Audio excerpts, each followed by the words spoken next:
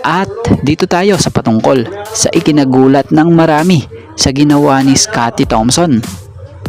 So another achievements or another milestone sa PBA yan. Yan ang hindi alam ng marami or ng nakararami na nagawa nitong si Scottie Thompson kontra Terra Firma. So natong ang Wednesday night sa 49th season ng PBA Philippine Cup nagawa na manalo ng Ginebra kontra Terra Firma. Nagawa rin ni Scottie Thompson ang kanyang pinaka bagong record or milestone na siyang gumawa ng 500 steal bilang gwardiya.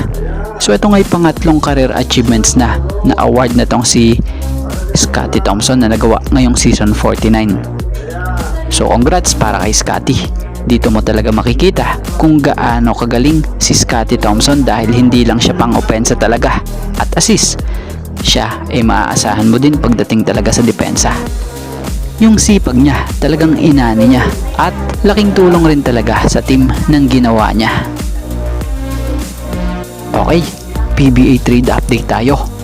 Nito nga lang Wednesday nagkaroon ng isang trade sa pagitan ng Northport Batangpier at Blackwater Bossing na kung saan ibinigay ng Bossing etong si James Quecote na isang Filipino-Canadian para makuha ang Filipino-American na si Abu Trotter.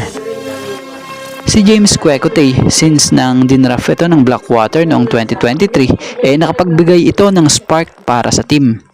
Pero nito lang Philippine Cup, nagkaroon ng pagbabago matapos maging limitado ang oras nito. Lalo na nung dumating yung kaposisyon niya, like Rookie of the Year contender, Cedric Bearfield. Ngayong parte na ng Northport Batangpier itong si James Quecote. Ito'y muling makakasama ang dati niyang kakampi sa San Beda na si Evan Nele. At tulad ni James Quecote, itong si Abu Trotter din struggle pagdating sa playing time nga nito sa Northport noon dahil na rin sa kaposisyon niya yung tulad nila Arvin Torrentino and William Navarro na noon pa may talagang main mana ng Northport sa forward position. So ngayong nasa Blackwater na etong si Abu Trotter inaasahang baka ito na yung sagot sa kakulangan ng team sa frontline position na siyang makakatuwang at makapagbibigay support din sa gaya nila Bearfield. Kaya naman ngayong nakapagpalitan na, aasahan na magkakabakbakan nga agad ang mga ito sa Friday at inaasahang magsusuot na ng mga uniforme ang mga bagong ito sa kanya-kanya nilang bagong koponan sa unang pagkakataon. At about dito sa patungkol sa lagay ngayon ni Jeremiah Gray. Magandang debut game na sana ni Jeremiah Gray ngayong 49th season na ng PBA Philippine Cup na siyang ginawa pang ang starters ng team na kung sa ay bago mangyari ang sakuna bago matapos ang second quarter gumawa na agad ito sa team ng 6 points, 5 rebounds at may 2 assists. So speaking of injury, nangyari ito sa second quarter sa natitirang 1:27 mark na kung sa ay biglang parang nag-twist nga ng konti yung tuhod niya na umabot sa pag-inda niya. Mapapansin pa na bago ito lumabas ng dugout, mangiyak-ngiyak nga po ang nasabing player dahil sa nararamdaman niyang sakit. Pero batay sa report, ang good sign naman dito, ito'y nakabalik din sa bench. Kaya lang hindi na ito pinalaro pa upang maipahinga na rin yung nasaktan sa kanya. At batay sa kabilang banda, pagamat nakabalik ito sa bench nung isang gabi, batay sa isang team insider di umano, etong si Jeremiah Gray mag-undergo ng MRI test. So si Gray, matatandaan namang ito'y nagkaroon na noon ng second ACL injury na sumailalim nga sa surgery at 19 months din ang inantay ng Ginebra dito bago ito nakabalik. At nito lang sa debut game sa 49th season ng PBA Philippine Cup sa hindi inaasahan, muli na naman itong may ininda sa kanyang tuhod. So sana hindi ito malala. At dito tayo sa patungkol kay James Yap.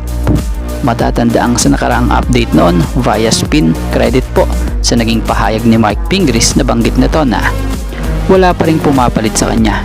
Mula nung mag-Grand Slam kami, wala pang pumapalit at wala pa akong nakikitang pumalit sa mukha ni James Yap sa Pure Foods ngayon. Bigyan mo ako ng mga players ngayon na itatapat mo sa kanya sino. Sorry sa mga magagalit, pero sasabihin ko to, mukha pa rin niya ang hinahanap sa team. Aminin natin yan. Kahit sinong rookie ang magaling ngayon ng Pure Foods, dalhin mo sa mall yan, James Yap pa rin ang hahanapin ng fans. Kaya naman isa si Magnolia starter o si Magnolia Starguard, Mark Baroka, ang walang kontra dyan. So sang-ayon si Mark Baroka dyan, batay dito sa report tulad na lamang sa naging interview rito ng Dwar Credit po.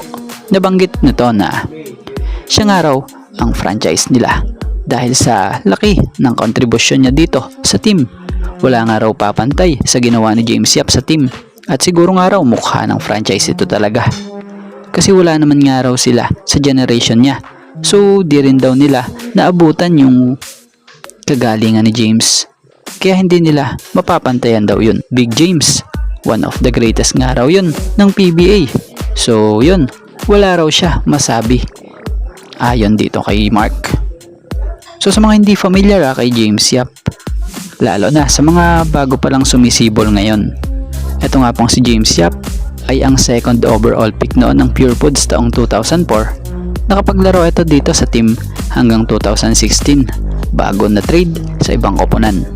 At about sa achievements niya na nagawa nga sa Pure Foods noon, nakakuha at nakapagbigay ito rito ng 7 kampyonato at 2 season MVP awards. So ganun kahusay talaga ang isang James Yap. At bago nga ang lahat, baka naman po pwedeng makahingi ng isang subscription para sa ating channel or paki-follow na rin po kung nagustuhan nyo ang ating mga basketball update. At kung ito na may makakabigat para sa inyo, kahit isang like and share na lamang po. Maraming salamat po.